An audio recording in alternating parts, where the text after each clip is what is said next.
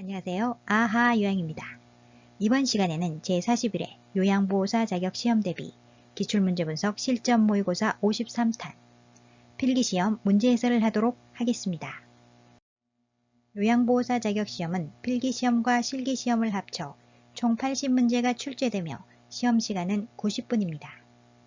필기시험은 1번부터 35번까지 35문제 중 21문제 이상을 맞아야 합격입니다.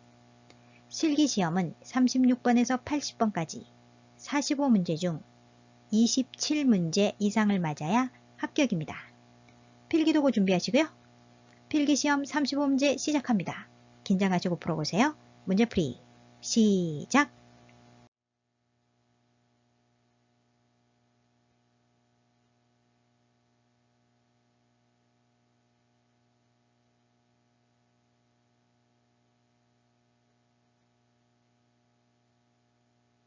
(1번) 노년기 가족관계의 변화로 옳은 것은 1. 확대가족이 증가한다. 아닙니다. 감소한다. 확대가족이 감소한다. 기혼 자녀와의 동거는 줄어든 반면 혼자 살거나 노부부만 사는 세대가 늘어나는 추세이다. 2. 고부 갈등이 해소된다. 아니죠? 여전히 존재한다. 고부 갈등이 여전히 존재한다. 현대사회에서는 자녀 세대의 독립으로 예전과는 달리 고부관계 갈등이 심각하게 나타나지는 않지만 가치관과 세대 차이로 인해 여전히 고부 갈등이 존재한다. 3. 은퇴로 인해 부부관계가 수직적으로 변한다. 수직적 아닙니다. 동반자로 전환된다. 퇴직으로 남편의 역할이 사회에서 가정으로 돌아옴에 따라 부부간의 관계가 동반자로 전환된다. 4. 조부모는 손자녀의 자아 형성에 기여한다. 맞습니다. 노인은 손자녀에게 아낌없는 사랑을 쏟을 수 있어 손자녀의 긍정적인 자아 형성에 기여할 수 있다. 5. 배우자의 상실로 빈둥지 증후군을 경험한다. 배우자의 상실 아니죠? 자녀의 결혼으로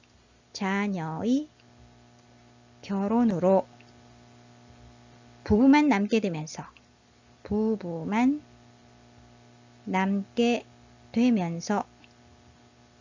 부모는 양육기 동안 자녀에게 많이 희생하고 투자하지만 자녀의 결혼으로 부부만 남게 되면서 빈둥지 증후군을 겪게 된다. 1번의 정답은 4번. 조부모는 손자녀의 자아 형성에 기여한다.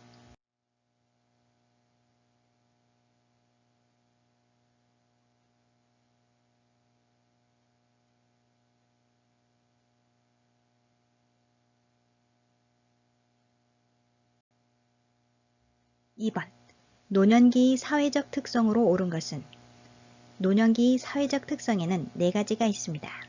첫 번째, 역할 상실. 노년기에는 은퇴로 인해 사회적 역할을 상실할 뿐 아니라 가정 내에서도 가장으로서의 역할이나 어머니로서 가족을 돌보는 역할을 잃게 되어 심리적으로 위축된다. 두 번째, 경제적 빈곤. 노후 소득을 위한 연금이나 노후 자금이 없는 경우에는 경제적 빈곤에 놓이게 된다. 세 번째, 유대감이 상실.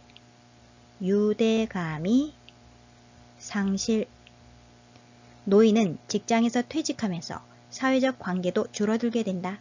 친척이나 친구 관계도 소원해지고 그들과의 유대감도 줄어들거나 없어지게 된다. 네 번째, 사회적 관계 위축.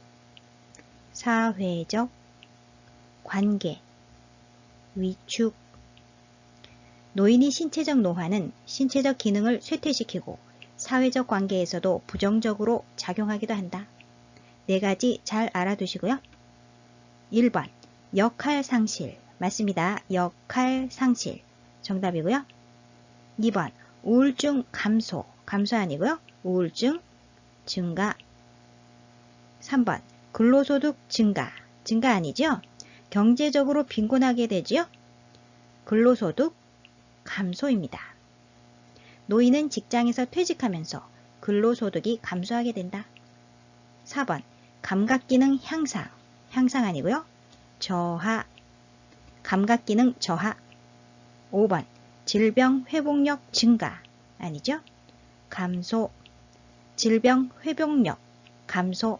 이번의 정답은 1번, 역할 상실.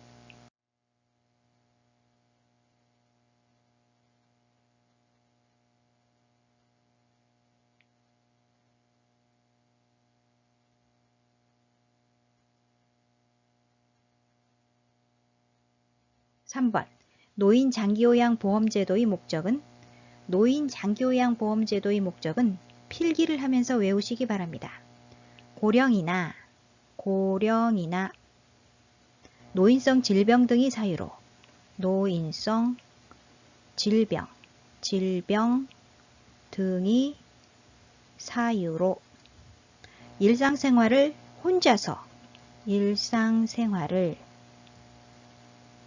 혼자서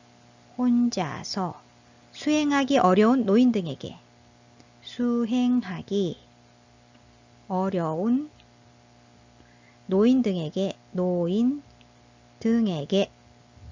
신체활동 또는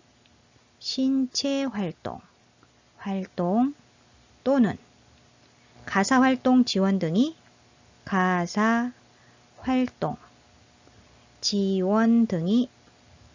장기요양 급여를 제공하여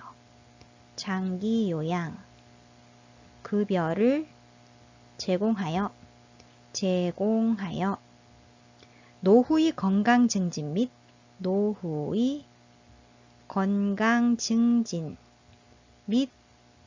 생활 안정을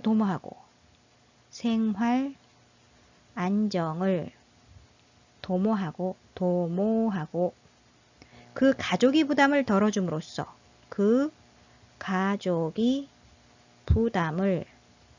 덜어줌으로써 국민의 삶의 질을 향상하는 것이 제도의 목적이다. 1. 직업능력 개발을 통한 고용 촉진, 고용보험 제도입니다. 고용보험 제도. 2. 최저생활 보장을 통한 자활의욕 고취, 국민기초생활보장 제도입니다. 국민기초생활보장 제도. 3. 안정적 노후를 위한 소득보장체제 마련, 국민연금보험제도입니다. 국민연금보험제도. 4번, 업무상 재해 보상을 통한 사회복귀 지원, 산업재해보상보험제도입니다. 산업재해보상보험제도. 5번, 일상생활이 어려운 노인이 가사 및 신체활동 지원, 노인 장기 요양보험제도지요. 고령이나 노인성 질병 등의 사유로 일상생활을 혼자서 수행하기 어려운 노인 등에게 신체활동 또는 가사활동 지원을 하고 있죠. 5번, 노인이 가사 및 신체활동 지원 맞습니다. 3번의 정답은 5번, 일상생활이 어려운 노인이 가사 및 신체활동 지원.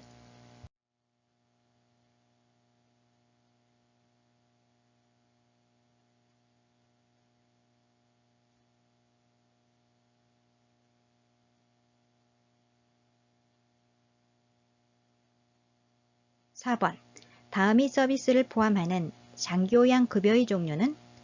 장기요양 급여의 종류에는 세 가지가 있습니다. 첫 번째, 재가급여. 두 번째, 시설급여. 세 번째, 특별현금급여.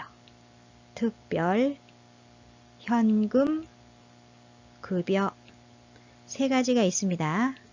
재가급여에는 6가지가 있습니다. 방문요양, 방문목욕, 방문간호, 주야간보호, 단기보호, 기타 재가급여. 지문의 내용이 바로 재가급여에 대한 설명이지요. 정답은 2번 재가급여고요. 2. 시설급여에는 두 가지가 있습니다. 노인요양시설, 노인요양 공동생활가정, 노인요양 공동생활가정 두 가지가 있고요. 특별현금급여에는 세 가지가 있습니다. 가족요양비, 특례요양비, 요양병원 간병비가 있습니다. 요양병원 간병비. 자, 장기요양 급여의 종류 잘 알아두시고요. 1. 시설급여 아니죠? 2. 재가급여 정답이고요. 3. 간병급여, 4. 실업급여는 장기요양급여의 종류가 아닙니다. 5. 특례요양비는 특별현금급여지요? 따라서 아니고요. 4번의 정답은 2번 재가급여.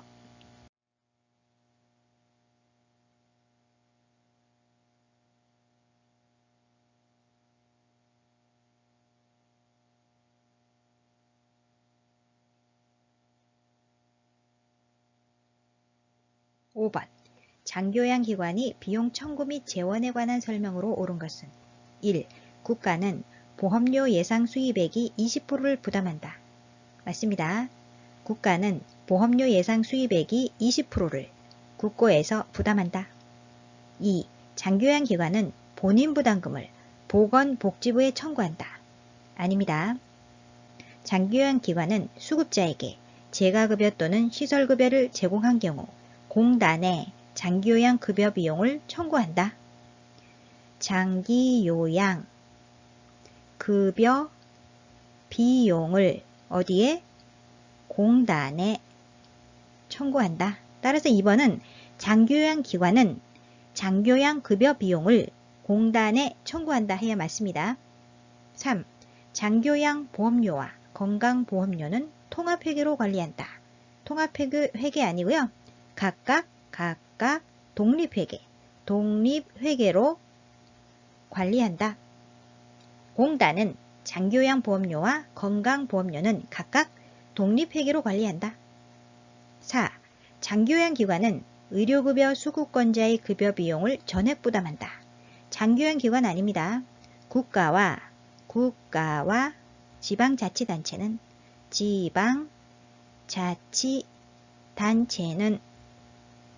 국가와 지방자치단체는 의료급여 수급권자의 장기요양급여 비용, 의사소견서 발급비용, 방문 간호지시서 발급비용 중 공단이 부담하여야 할 비용 및 관리운영비 전액을 부담한다.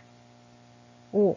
국민건강보험공단은 급여 비용을 연 1회 장기요양기관에 지급한다.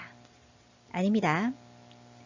공단은 장기요양기관으로부터 재가급여 비용 또는 시설급여 비용을 청구받은 경우 이를 심사하여 장기요양에 사용된 공단 부담금을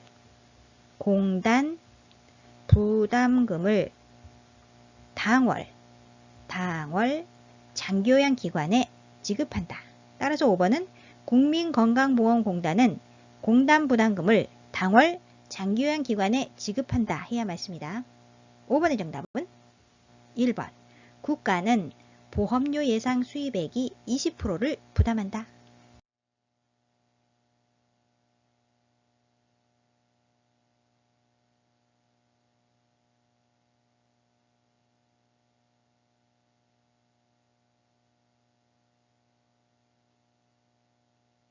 (6번) 요양보호사가 관찰자 역할을 수행한 것은 1. 대상자의 입장에서 편들어준다. 옹호자 역할입니다. 옹호자. 2. 기관장에게 대상자의 정보를 전달한다. 정보 전달자의 역할이죠. 정보 전달자. 3. 지식과 기술로 대상자의 불편함을 경감한다. 숙련된 수발자 역할입니다. 숙련된 수발자. 4. 대상자의 맥박, 호흡 및 심리적 변화를 살핀다. 관찰자 역할입니다. 관찰자. 관찰자의 역할은 맥박, 호흡, 체온, 혈압 등의 변화와 투약 여부, 질병의 변화에 대한 증상뿐만 아니라 심리적인 변화까지 관찰하는 것을 말합니다. 정답이고요. 5. 대상자가 능력을 최대한 발휘하도록 지지한다. 동기 유발자 역할입니다. 동기 유발자. 6번의 정답은 4번. 대상자의 맥박, 호흡 및 심리적 변화를 살핀다.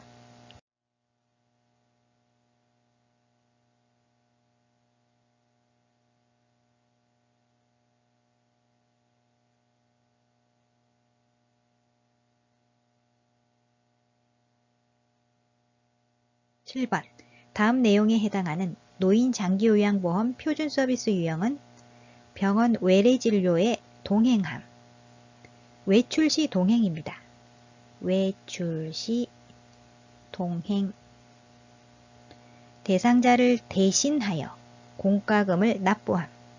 일상 업무 대행이죠. 일상 업무 대행. 1. 정서지원 서비스. 정서지원 서비스에는 세 가지가 있습니다. 첫 번째, 말벗 격려 위로. 말벗 격려 위로. 두 번째, 생활상담. 생활상담. 세 번째, 의사소통 도움이 있습니다. 의사소통 도움. 세 가지가 있고요. 2. 개인활동 지원 서비스에는 두 가지가 있습니다. 첫 번째, 외출 시 동행. 외출 시 동행. 두 번째, 일상 업무 대행이 있습니다. 일상 업무 대행. 지문의 내용이죠. 외출 시 동행과 일상 업무 대행. 정답은 2번 개인활동 지원 서비스고요. 3. 일상생활 지원 서비스에는 세 가지가 있습니다. 첫 번째, 취사. 취사. 두 번째, 청소 및 주변 정돈. 청소 및 주변 정돈. 세 번째, 세탁이 있습니다. 세탁. 4번, 신체활동 지원 서비스에는 11가지가 있습니다. 첫 번째, 세면도움. 세면도움. 두 번째, 구강관리. 구강관리. 세 번째, 머리 감기기. 머리 감기기. 네 번째, 몸 단장. 몸 단장. 다섯 번째, 옷 갈아입히기. 옷 갈아입히기. 여섯 번째, 목욕도움. 목욕도움. 일곱 번째, 식사도움. 식사도움. 여덟 번째, 체위 변경. 체위 변경. 아홉 번째, 이동도움. 이동도움. 열 번째, 신체 기능이 유지 증진. 신체 기능이 유지 증진. 마지막 11번째, 화장실 이용 돕기가 있습니다. 화장실 이용 돕기. 11가지가 신체활동 지원 서비스고요. 5번 기능회복 훈련 서비스는 전문적인 교육과 훈련을 받고 자격을 갖춘 자가 제공해야 하므로 요양보호사의 업무에서 제외됩니다. 7번의 정답은 2번 개인활동 지원 서비스.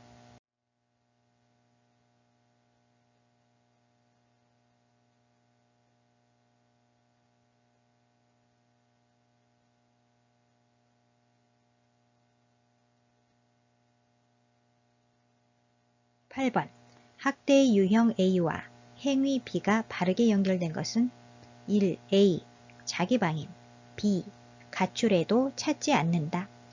가출해도 찾지 않는 것은 자기방임이 아니라 유기입니다.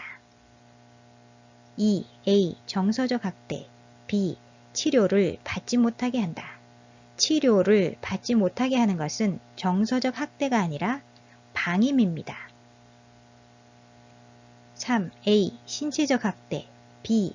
낯선 장소에 혼자 둔다. 낯선 장소에 혼자 두는 것은 신체적 학대가 아니라 유기입니다. 4. A. 경제적 학대. B.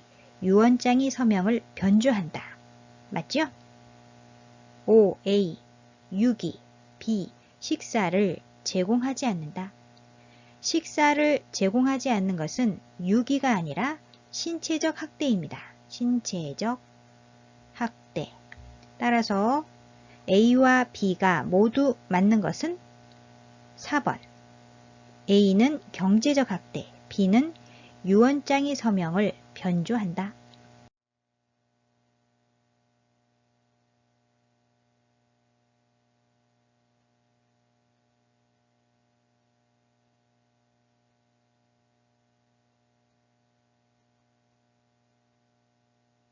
9번.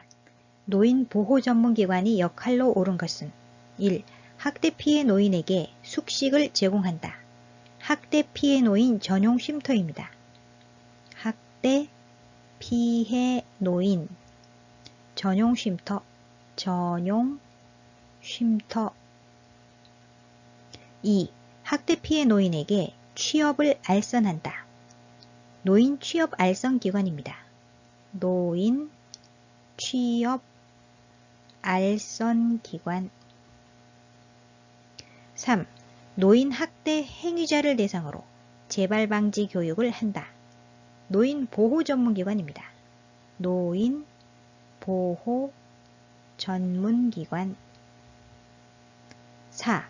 노인 학대 행위자에 대한 법적 판정을 한다. 법률기관입니다. 법률기관. 5. 노인 학대 판정을 위한 의학적 진단을 제공한다. 의료기관입니다. 의료기관. 질문에서 노인 보호 전문기관의 역할을 묻고 있죠? 정답은 3번. 노인 학대 행위자를 대상으로 재발 방지 교육을 한다.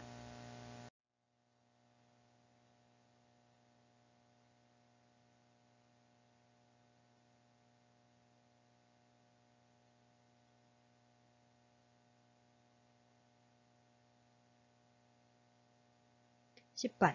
다음 중 언어적 성희롱에 해당하는 행위는 1.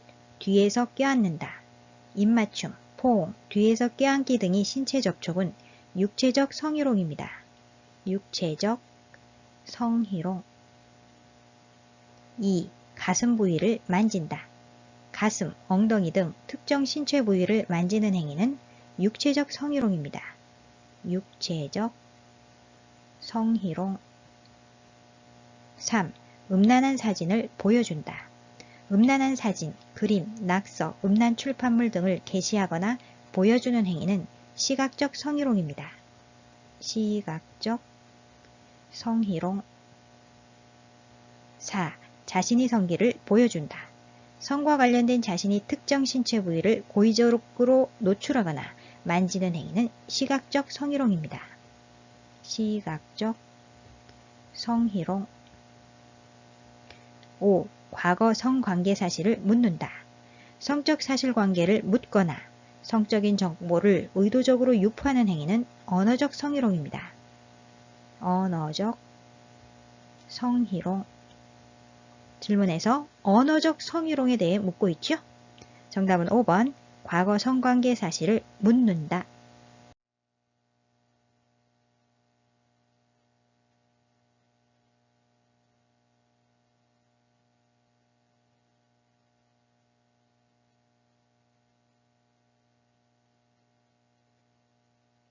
11번. 다음 중 장기요양요원지원센터의 역할로 옳은 것은 장기요양요원지원센터의 역할에는 세 가지가 있습니다. 첫 번째, 장기요양요원이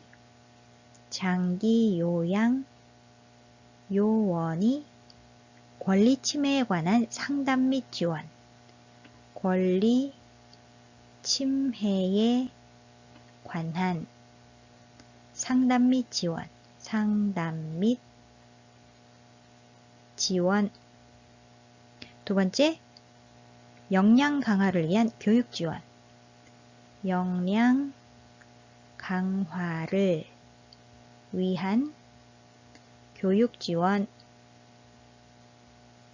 세 번째, 건강검진 등 건강관리를 위한 건강관리를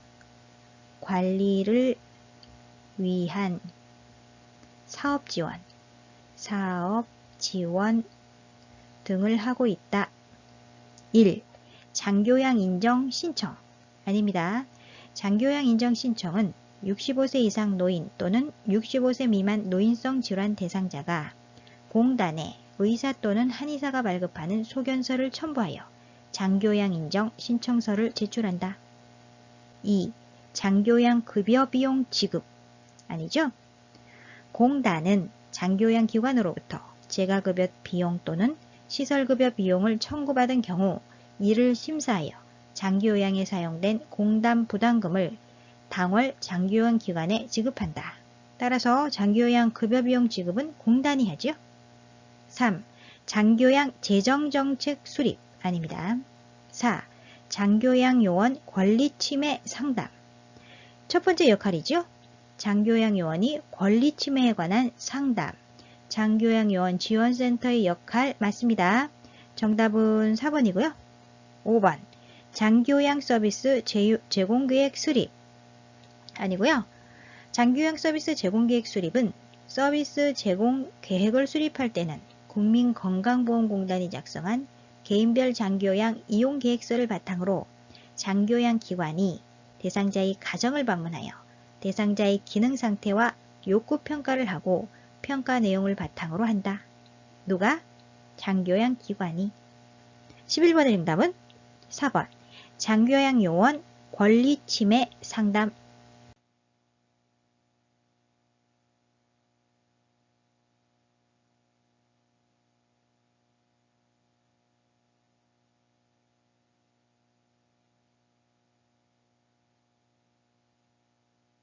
(12번) 시설에서 요양보호사가 지켜야 할 직업윤리 원칙은 1. 대상자와 수직적인 관계를 강조한다. 수직적인 관계 아니고요. 상호 대등한 관계. 상호 대등한 관계. 대상자에게 일방적 도움을 제공하는 수직적인 관계가 아닌 함께하는 상호 대등한 관계임을 인식해야 한다. 2. 대상자의 방은 경제 수준에 따라 배정한다. 안됩니다. 대상자를 차별 대우하지 않는다. 3. 대상자보다 가족의 의견을 우선으로 반영한다. 아니죠? 대상자의 자기 결정을 최대한 존중한다. 4. 업무 수행을 위해 자신의 건강을 철저히 관리한다. 맞습니다. 5. 대상자의 사적 정보를 동료 요양보호사와 공유한다. 안되죠? 업무상 알게 된 개인정보를 비밀로 유지한다. 12번의 정답은 4번. 업무 수행을 위해 자신의 건강을 철저히 관리한다.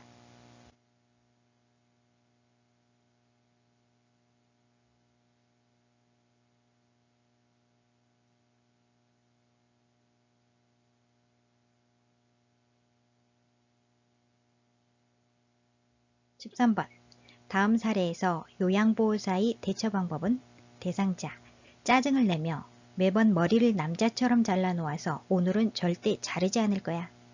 요양보호사, 뭐라고 대답하면 좋을까요? 지문의 내용은 시설생활노인 권리보호를 위한 윤리강령 중 개별화된 서비스를 제공받고 선택할 권리에 위배된 내용입니다. 관로 안에는 개인생활 방식인 머리 모양, 의복 등을 선택하거나 결정할 수 있는 권리를 보장해야 한다는 내용이 들어가야 합니다. 1. 딸에게 와서 자르라고 할까요? 적절하지 않죠? 2. 제가 볼 때는 짧은 머리도 잘 어울리던데요. 요양보호사의 취향이 아니라 대상자의 취향을 존중해줘야 합니다. 3. 그러면 좋아하는 머리핀으로 정리해 드릴까요? 맞습니다. 관로 안에는 대상자가 좋아하는 머리 모양을 선택할 수 있도록 적절히 질문해야 합니다. 4. 오늘은 미용 자원봉사자는 잘하는 사람이에요. 지문의 내용과 관련 없죠? 5. 시설에서 생활하려면 머리를 짧게 자르셔야 해요. 아닙니다. 대상자가 좋아하는 머리 모양을 선택할 수 있도록 적절히 질문해야 한다. 13번의 정답은 3번. 그러면 좋아하는 머리핀으로 정리해 드릴까요?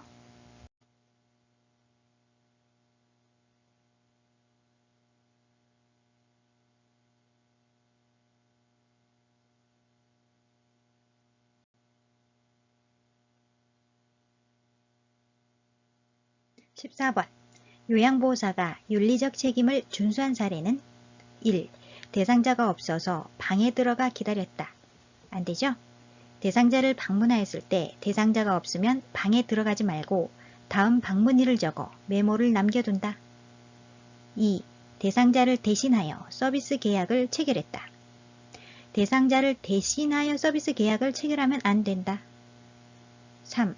자신이 건강관리보다 업무 성과를 중요시했다. 안되죠?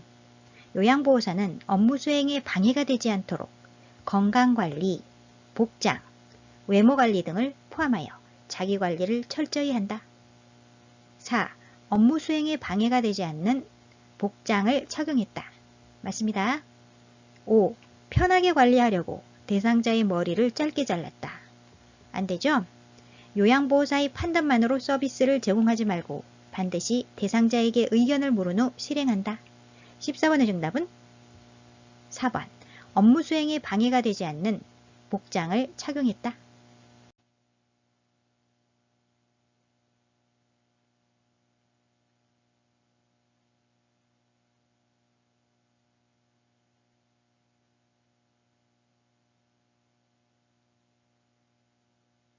(15번) 방문 목욕 서비스 제공 중 보호자가 대청소를 부탁할 경우 요양보호사의 대처 방법은 규정 이외의 업무는 하지 않는다고 설명해야 합니다. 1. 서비스 계약을 파기한다. 아니죠. 급여 범위 이외의 서비스를 계속 요구하면 시설장에게 보고한다. 2. 추가 서비스 비용을 개별적으로 요구한다. 안됩니다. 대상자로부터 서비스에 대한 물질적 보상을 받지 않는다. 3. 계획에 없는 서비스는 제공할 수 없다고 설명한다. 맞습니다. 청소와 관련된 규정을 설명하고 규정 이외의 업무는 하지 않는다고 설명한다. 4. 시간이 남으면 요구를 들어준다고 말한다. 안되죠? 규정 이외의 업무는 하지 않는다고 설명해야 합니다. 5. 청소를 하러 온 것이 아니라고 화를 내며 말한다. 감정적으로 대응하면 안되죠? 감정적 대응은 삼가고 계획에 없는 서비스는 제공할 수 없다고 설명한다. 15번의 정답은 3번. 계획에 없는 서비스는 제공할 수 없다고 설명한다.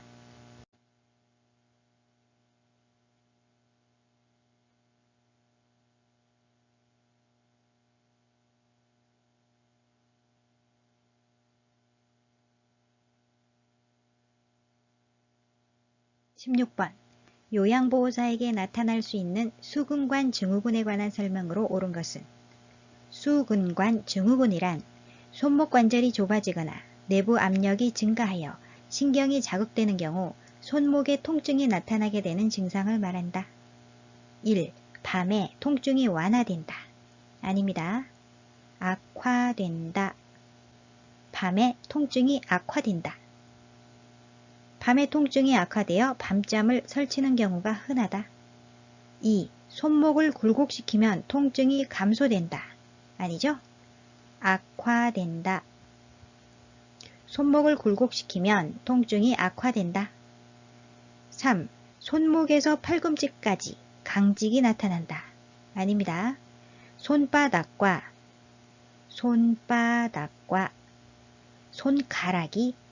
손가락이 저리는 이상 증상이 나타난다. 손바닥과 손가락이 저리는 등 이상 증상이 나타난다. 4. 손을 털면 저림과 통증이 완화될 수 있다. 맞습니다. 손을 털게 되면 저림과 통증이 일시적으로 완화되기도 한다. 5. 새끼손가락과 연결된 손바닥 감각이 둔해진다. 새끼손가락은 아닙니다. 엄지손가락이 반쪽 부위와 엄지손가락이 반쪽 부위와 둘째, 셋째, 넷째 손가락과 이와 연결된 손바닥 피부, 이와 연결된 손바닥 피부 감각이 둔해진다. 다시 한번 5번 설명하면요. 엄지손가락이 반쪽 부위와 둘째, 셋째, 넷째 손가락과 이와 연결된 손바닥 피부의 감각이 둔해진다. 16번의 정답은 4번. 손을 털면 저림과 통증이 완화될 수 있다.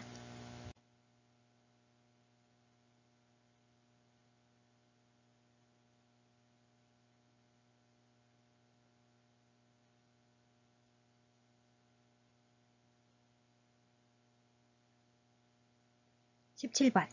옴에 감염된 대상자를 돕는 방법으로 옳은 것은 옴이란 옴 진드기에 의한 피부 감염증으로 사람이나 동물을 물어 피하 조직에 침입해 발생되고 감염력이 매우 강하여 잘 옮는다. 1. 공용 혈압계를 사용한다. 공용 아니죠? 오염된 의복, 침구, 수건이나 혈압기, 체온계 등을 통해 간접 전파된다. 따라서 공용 혈압계를 사용하지 않는다. 2. 맨손으로 가려운 곳을 긁어준다. 아닙니다. 옴에 걸린 대상자와 직접 접촉하면 안 된다. 따라서 맨손으로 가려운 곳을 긁어주면 안 되겠죠? 3. 증상이 있는 부위에만 약을 바른다. 아니죠? 병원에서 처방받은 도포용 약재를 목에서 발끝까지 온몸에 골고루 바르고 씻어낸다. 머리나 얼굴, 마비로 인해 수축되거나 굴곡진 부위도 빠뜨리지 말고 발라야 한다. 4. 대상자가 사용한 침구류를 다른 대상자의 물품과 함께 세탁한다. 안됩니다. 내이 및 침구류를 뜨거운 물로 10 내지 20분간 세탁한 후 건조하고 세탁 후 3일 이상 사용하지 않는다. 함께 세탁하면 역시 안되겠죠? 5. 대상자와 접촉한 사람은 증상 유무와 상관없이 함께 동시에 치료한다. 맞습니다. 대상자는 물론 같이 사는 가족이나 동거인, 요양보호사 등 대상자와 접촉을 한 사람은 증상이 유무와 상관없이 함께 동시에 치료해야 합니다. 17번의 정답은 5번. 대상자와 접촉한 사람은 증상 유무와 상관없이 함께 동시에 치료한다.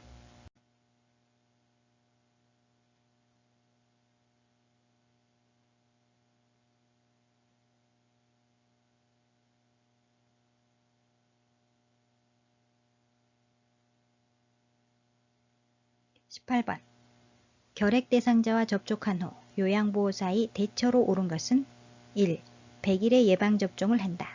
아닙니다. 결핵 검사를 한다. 결핵 검사.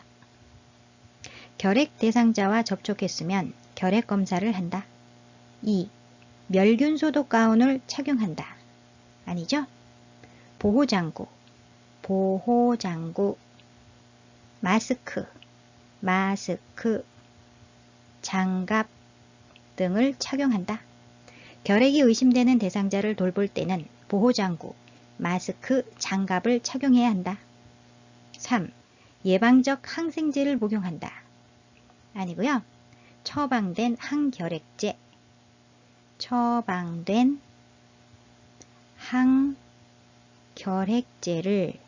복용한다. 결핵이라면 처방된 항결핵제를 처방된 기간에 충실히 복용해야 한다. 4. 기침을 할 때는 손으로 가리고 한다. 손 아니죠? 결핵균이 감염된 사람이 대화, 기침 또는 재채기를 할 때 결핵균이 섞인 미세한 가래방울이 일시적으로 공기 중에 떠있게 되는데 주위 사람들이 숨을 들이쉴 때 그 공기에 함께 폐 속으로 들어가 감염된다. 따라서 마스크를 착용해야 한다. 5. 감염 여부를 확인하기 위해 검사를 한다. 맞습니다. 18번의 정답은 5번. 감염 여부를 확인하기 위해 검사를 한다.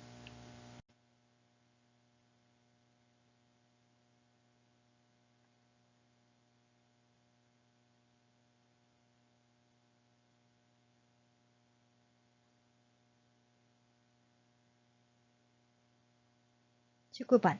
급성 설사를 하는 대상자를 돕는 방법은 1. 몸을 시원하게 한다. 시원하게 아니고요. 따뜻하게, 따뜻하게. 몸을 따뜻하게 한다. 2. 물을 충분히 마시게 한다. 맞습니다. 음식물 섭취량을 줄이되 물은 충분히 마셔 탈수를 예방한다. 3. 우유 섭취량을 늘리게 한다. 아닙니다. 줄인다. 줄인다. 우유 섭취량을 줄인다. 우유는 장의 운동력을 높이고 변이를 느끼게 하므로 섭취량을 줄인다. 4. 장 운동을 증가시키는 음식을 먹게 한다. 아닙니다. 피한다. 장 운동을 증가시키는 음식을 피한다. 5. 설사 초기부터 지사제를 복용하게 한다. 안됩니다. 지사제를 함부로 써서는 안되며 반드시 의사의 지시에 따라 복용한다. 19번의 정답은 2번. 물을 충분히 마시게 한다.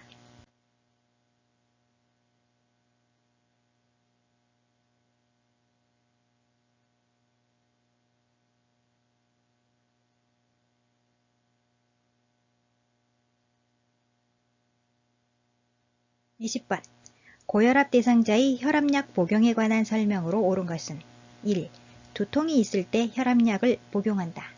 아닙니다. 고혈압은 증상이 없는 경우가 대부분이기 때문에 의사의 처방이 있으면 계속 약을 먹어야 한다. 2. 비타민 K와 함께 복용하여 흡수를 돕는다. 비타민 K 아니고요. 물과 함께 복용하여 흡수를 돕는다. 3. 혈압이 조절되지 않으면 이전 약으로 바꿔 복용한다. 아닙니다. 혈압약은 의사에게 처방받아야 하고 지속적으로 치료해도 고혈압이 계속될 때는 의사와 상의하여 약을 바꾸거나 정밀검사를 받아야 한다. 4. 혈압이 높아도 증상이 없으면 복용량을 줄인다. 아닙니다. 의사의 처방이 있으면 계속 약을 먹어야 한다. 5. 혈압이 조절된다고 투약을 중단하면 혈압이 다시 올라갈 수 있다. 맞습니다. 혈압이 조절되다가도 약을 안 먹으면 약효가 떨어지자마자 혈압이 다시 올라간다. 따라서 의사의 처방이 있으면 계속 약을 먹어야 한다. 20번의 정답은 5번. 혈압이 조절된다고 투약을 중단하면 혈압이 다시 올라갈 수 있다.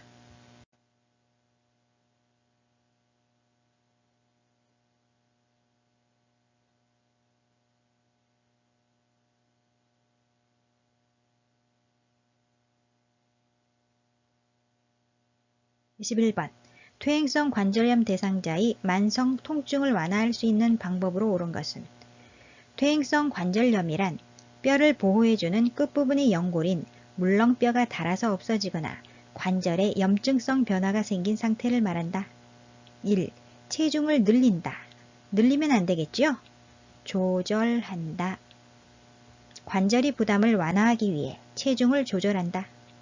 2. 매일 등산을 한다. 등산은 관절에 부담을 주므로 삼간다. 계단 오르내리기, 장거리 걷기, 등산 등의 활동으로 관절을 많이 사용할수록 통증이 심해질 수 있다. 3. 규칙적인 수영을 한다. 맞습니다. 관절에 부담이 되지 않는 규칙적인 운동인 수영, 평평한 흙길 걷기, 평평한 흙길, 걷기, 체조 등을 한다. 4. 고섬유질 식이를 섭취한다. 관련 없고요. 5. 비타민C 섭취를 늘린다. 퇴행성 관절염과 관련 없습니다. 21번의 정답은 3번. 규칙적인 수영을 한다.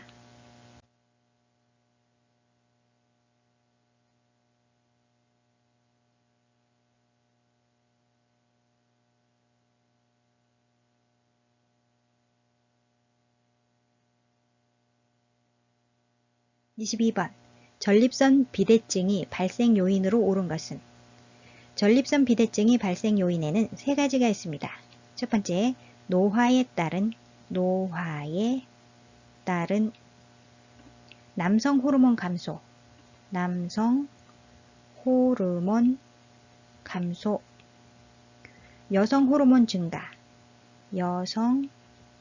호르몬 증가, 등 호르몬 불균형,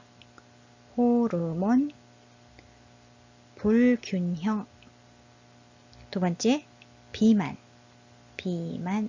세 번째, 고지방, 고콜레스테롤 음식 섭취,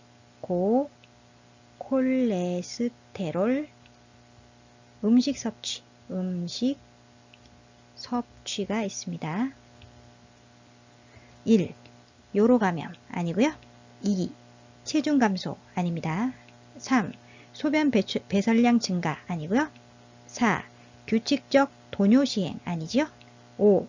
남성 호르몬 불균형 맞습니다. 노화에 따른 남성 호르몬 감소 등 호르몬 불균형이 발생 요인이지요. 22번의 정답은 5번 남성 호르몬 불균형.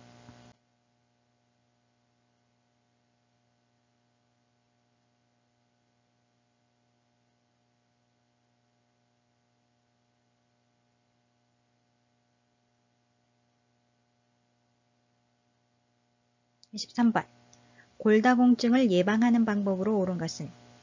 골다공증이란 뼈 세포가 상실되고 골 밀도가 낮아져 골절이 발생하기 쉬운 상태이다. 1. 자외선 차단하면 안 되죠?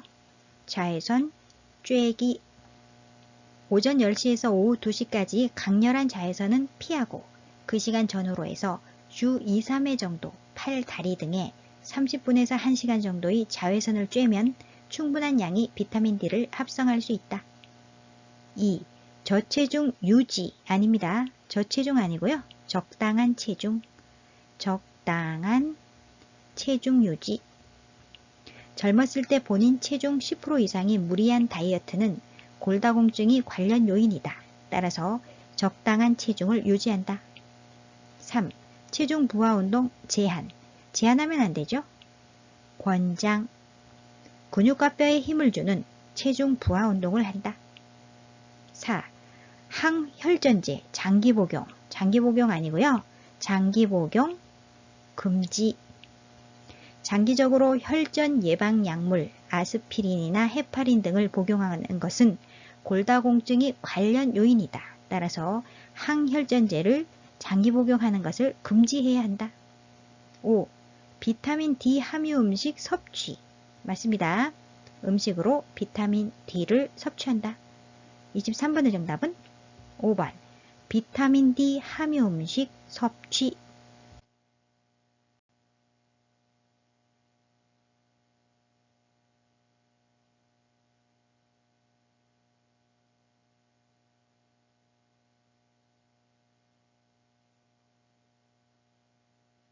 24번 노화에 따른 피부계 변화에 관한 설명으로 옳은 것은? 1. 표피가 두꺼워진다. 아닙니다. 얇아진다. 표피가 얇아진다. 피부가 건조하고 표피가 얇아져서 탄력성이 감소하고 쉽게 손상되는 경향이 있다. 2. 손발톱이 두꺼워진다. 맞습니다. 발톱이나 손톱이 딱딱하고 두꺼워지며 세로줄이 생기고 잘 부서진다. 3. 머리카락이 굵어진다. 아닙니다. 가늘어진다. 머리카락이 가늘어진다. 4. 각질층의 수분 함량이 증가한다. 아닙니다. 감소한다.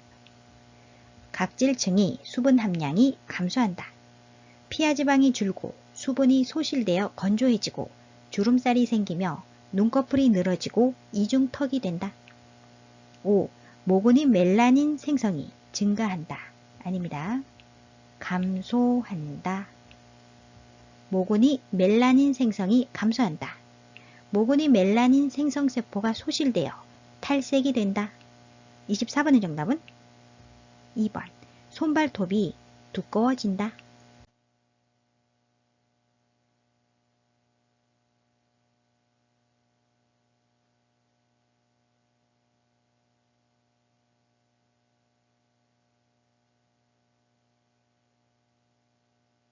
25번.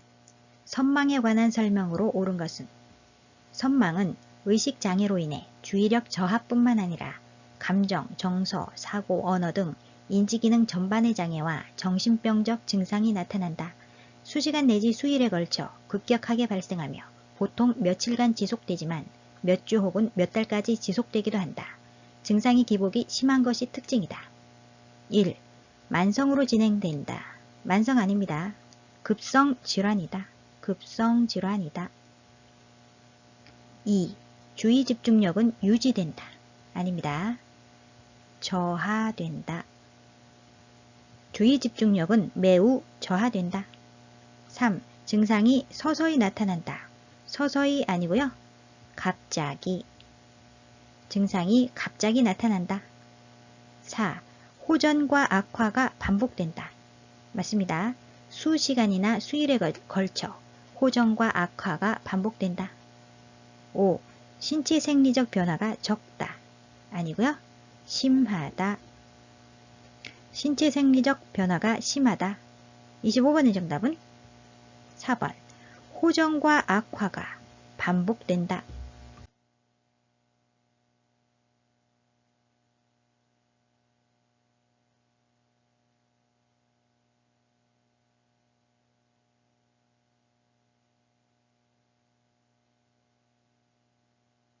26번. 녹내장 대상자의 일상생활 습관으로 바람직한 것은? 녹내장이란 안압, 눈의 압력이 상승으로 시신경이 손상되어 시력이 점차 약해지는 질환이다. 1. 낮 시간에 일광욕을 한다. 아닙니다. 피한다.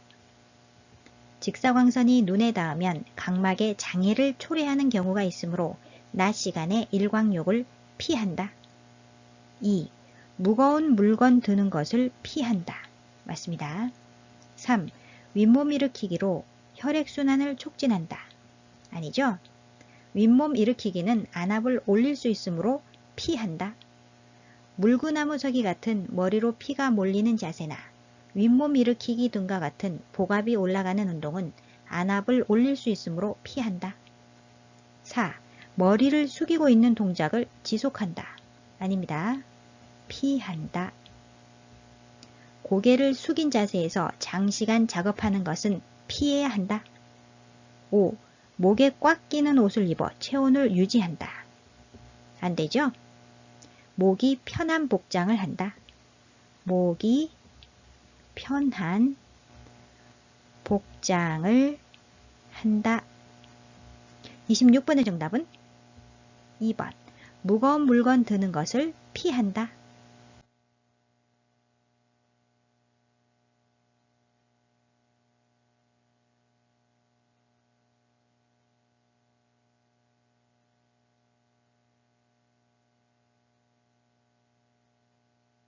27번. 노인이 운동을 꺼리게 되는 신체적 변화는? 1. 폐활량 증가. 아닙니다. 폐활량 감소. 폐조직이 탄력성 감소, 흉곽이 경직으로 폐활량이 줄어들어 운동할 때 쉽게 숨이 찬다. 2. 골밀도 증가. 아닙니다. 골밀도 감소. 3. 심장 근육이 수축력 증가. 아닙니다. 심장 근육이 수축력 감소. 심장 근육이 수축하는 힘이 감소하여 활동할 때 쉽게 피곤해진다. 4. 근육 피로도 감소. 아니죠? 근육 피로도 증가. 5.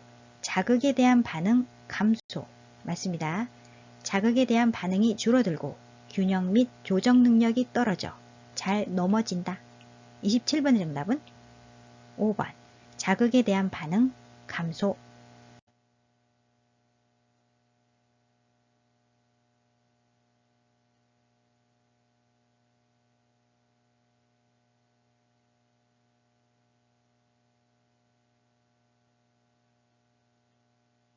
28번. 당뇨병 대상자의 운동 방법에 관한 설명으로 옳은 것은? 당뇨병이란 혈중 포도당 수치를 조절하는 인슐린이 분비되지 않거나 분비는 되지만 부족한 경우 또는 인슐린에 대한 신체의 저항성으로 인해 포도당이 세포 내로 들어가지 못해 혈중 포도당 수치가 올라가서 소변에 당이 섞여 나오는 질환이다. 1. 고강도에서 저강도로 운동한다. 고강도 안됩니다. 매일 규칙적으로 할 수 있는 쉬운 운동을 무리하지 않게 한다. 2. 밥을 먹고 30분에서 1시간 뒤에 운동을 시작한다. 맞습니다. 식후 30분에서 1시간경에 혈당이 오르기 시작할 때 하루에 최소 30분, 일주일에 5회 이상 운동한다. 3. 혈당이 300mg/dL 이상이면 운동 강도를 높인다. 높이면 안 되죠? 혈당이 300mg/dL 이상이면 혈당을 조절한 후에 운동을 시작한다. 4. 혈당 강화제를 복용하는 경우에는 운동을 제한한다. 아닙니다.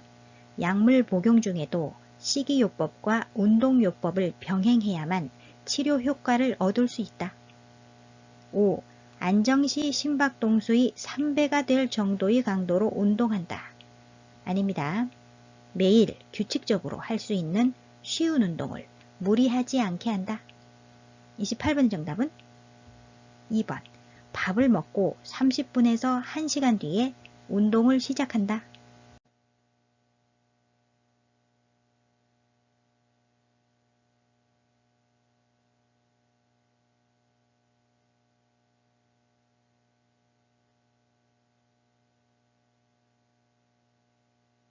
29번. 시설 대상자의 숙면을 돕는 방법으로 옳은 것은 1. 시원한 콜라를 제공한다. 시원한 콜라 안 되죠? 따뜻한 우유, 따뜻한 우유. 공복감으로 잠이 안 오는 경우 따뜻한 우유 등을 제공한다. 2. 수면제를 장기간 복용하게 한다. 안 됩니다. 수면제나 진정제를 장기 복용하지 않는다. 3. 취침 전에 고강도 운동을 하게 한다. 고강도 운동 안 되죠? 매일 규칙적으로 적절한 양의 운동을 한다. 4. 옆 대상자가 코를 골면 다른 방으로 옮겨준다. 맞습니다. 함께 자는 사람이 코를 골거나 수면에 방해가 될 정도로 뒤척임이 심하면 수면 문제가 해결될 때까지 다른 방을 사용한다. 5. 잠이 오지 않는다고 하면 텔레비전을 시청하게 한다. 안 되죠?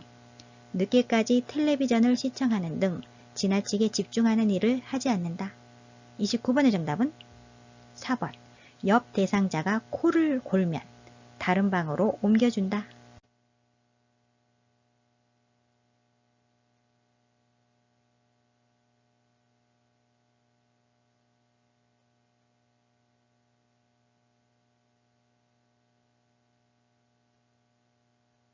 30번.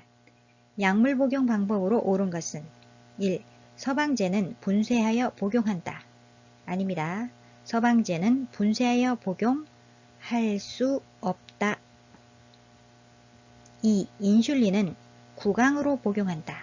구강 아니죠? 주사로 주입한다. 인슐린 주사약은 입으로 복용하면 위장관에서 파괴되므로 반드시 주사로 주입한다. 3. 장용 코팅제는 분할하여 복용할 수 있다? 아니고요. 없다. 4. 분할선이 있는 약은 쪼개어 복용할 수 있다. 맞습니다. 분할선이 있는 약만 쪼개거나 분쇄하여 복용할 수 있다. 5. 항고혈압제는 자몽주스와 함께 복용하는 것이 좋다. 자몽주스 안됩니다. 약을 자몽주스와 함께 복용하면 고혈압, 고지혈증의 부작용이 증가한다. 30번의 정답은 4번. 분할선이 있는 약은 쪼개어 복용할 수 있다.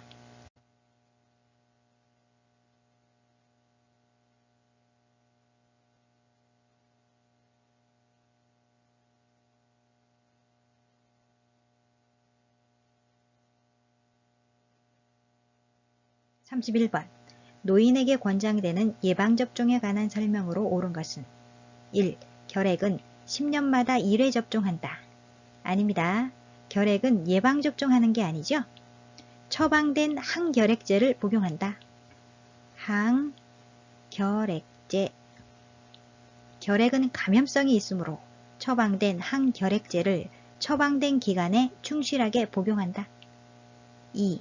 대상포진은 매년 1회 접종한다. 매년 1회 아니고요. 대상포진은 1회 접종한다. 3. 파상풍은 5년마다 1회 접종한다. 아닙니다. 파상풍은 10년마다 추가 접종한다. 4. 인플루엔자는 3년마다 1회 접종한다. 아니죠? 인플루엔자는 독감이라고도 합니다. 인플루엔자는 매년 1회 접종한다. 5. 폐렴고균은 65세 이후 1회 접종한다. 맞습니다. 31번의 정답은 5번. 폐렴고균은 65세 이후 1회 접종한다.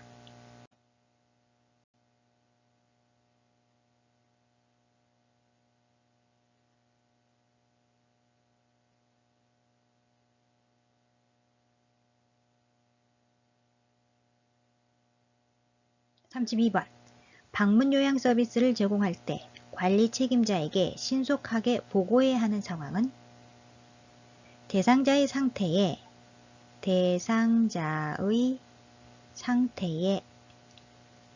변화가 있을 때 관리 책임자에게 신속하게 보고해야 합니다. 1. 근처에 사는 딸이 방문하였다. 보고할 필요 없죠? 2. 세탁실에 빨랫감이 쌓여있다. 보고할 필요 없습니다. 3. 쓰레기를 분리 배출하지 않았다. 관련 없고요. 4. 새로 도착한 우편물을 발견하였다. 보고할 필요 없지요? 5. 베란다에 배변 중인 대상자를 처음 발견하였다. 맞습니다. 대상자의 상태를 관찰하면서 서비스를 제공하여야 하며 대상자의 상태가 평상시와 다를 때는 관리 책임자와 가족에게 신속하게 보고한다. 32번의 정답은 5번. 베란다에서 배변 중인 대상자를 처음 발견하였다.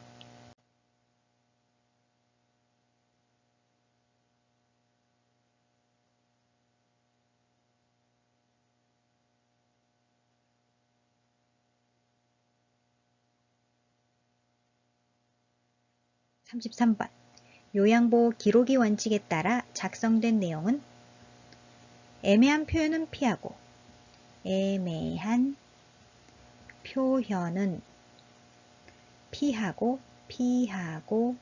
구체적으로 기록한다. 1. 아들 가족이 가끔 방문함. 가끔 애매한 표현입니다. 한 달에 한 번인지 두 번인지 구체적으로 방문 기록을 작성해야 합니다. 2. 최근에 인지 기능이 더 나빠짐. 애매한 표현이지요.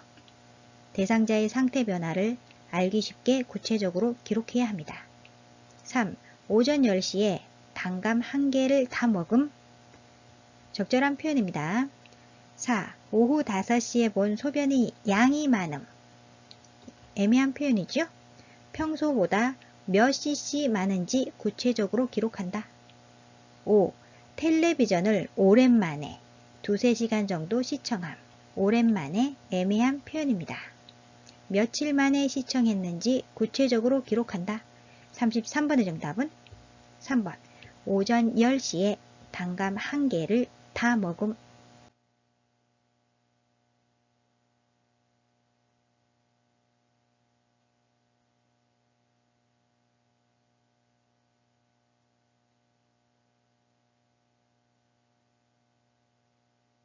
(34번) 요양보호사가 사전연명 의료이양서에 대해 바르게 이해한 것은 사전연명 의료이양서란 임종과정에 있는 환자에게 하는 심폐소생술, 혈액투석, 항암제 투여, 인공호흡기 착용 등 치료 효과 없이 임종과정이 기간만을 연장하는 의학적 시술에 대한 의향을 명시하는 서류를 말합니다. 1. 65세가 되어야 작성할 수 있다. 아닙니다. 19세 이상 성인이면 누구나 작성할 수 있다. 2. 작성된 사전연명 의료이양서는 변경할 수 없다. 아닙니다. 변경할 수 있다. 언제든지 내용을 변경하거나 철회할 수 있다. 3. 연명의료 중단 이후에도 물과 영양분은 공급된다. 맞습니다. 사전 연명의료 의향서에 연명의료를 중단한다는 의향을 명시해도 통증 완화를 위한 의료행위가 영양분 공급, 물 공급, 산소의 단순 공급은 보류하거나 중단할 수 없다. 4. 사전 연명 의료 의향서 작성 후 등록하지 않아도 효력이 있다. 아닙니다. 반드시 등록기간에 등록해야만 효력을 가진다. 5. 연명의료 중단은 의사의 도움을 받아 사망하도록 하는 적극적 안락사와 같다. 아니죠? 연명의료 중단은 회복이 불가능한 말기 환자가 무의미한 치료를 중단하고 자연적인 죽음을 받아들인다는 점에서 존엄사,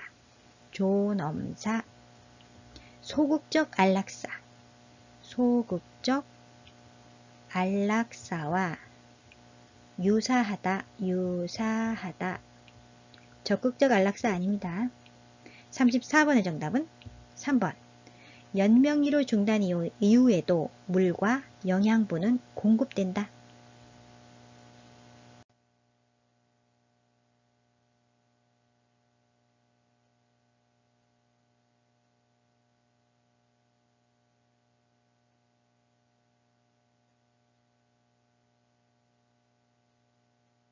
(35번) 임종에 가까운 대상자에게 나타나는 신체적 변화는 1.